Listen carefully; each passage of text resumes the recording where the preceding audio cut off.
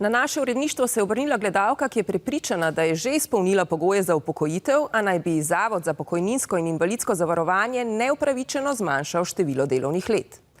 Zato bo morala na upokojitev počakati do leta 2023. Gledalka, ki želi ostati anonimna, je do leta 1991 delala v eni izmed državnih izobraževalnih ustanov. Nato je s soprogom ustanovila zasebno podjetje, katerega družbenica in poslovodja je še danes. V vsem obdobju poslovanja podjetja so bila tudi leta, ko gledalka ni imela plačanih prispevkov iz naslova zaposlitve. Kljub temu je prepričana, da je že izpolnila upokojitveni pogoj 40 let delovne dobe. Po izračunih iz delovne knjižice in po plačilni listi se vse ujema. Zavod za pokojninsko in invalidsko zavarovanje pa vztraja, da bo gledalka pogoje za upokojitev izpolnila šele leta 2023. Iz njihovih podatkov je namreč razvidno, da je v določenih letih, glede na to, da je bila direktorica podjetja, plačevala prenizke prispevke. 133. člen zakona o pokojninskem in invalidskem zavarovanju namreč določa, da se v tovrstnih primerih upošteva sorazmerni del zavarovalne dobe. Prispevki morajo biti plačani od zakonsko predpisane osnove, ki so določene za posamezne kategorije zavarovancev.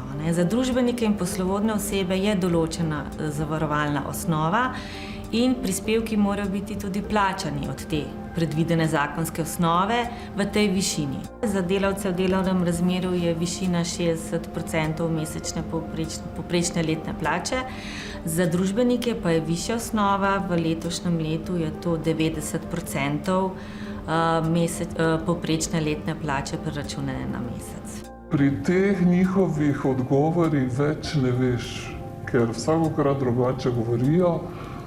Zato sem jaz že zaprosila za sestanek, da bi prinesla te virmane od teh plač, ko pravi, da se jih nisem za direktorico plačevala. Na ZPIZ-u odgovarjajo, da podatke o plačilu prispevkov prejemajo od finančne uprave in da so to edini zanje zavezujoči podatki.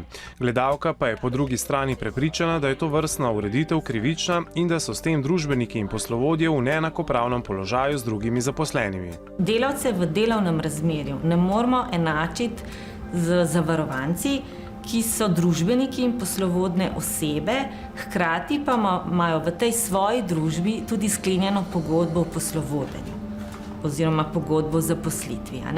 Ker v teh primerih, kakor je ta konkretni primer, dejansko je sicer sklenjena pogodba o zaposlitvi, ampak je hkrati družbenik in poslovodna oseba v tej družbi, kar pomeni, da ni tega odvisnega razmerja.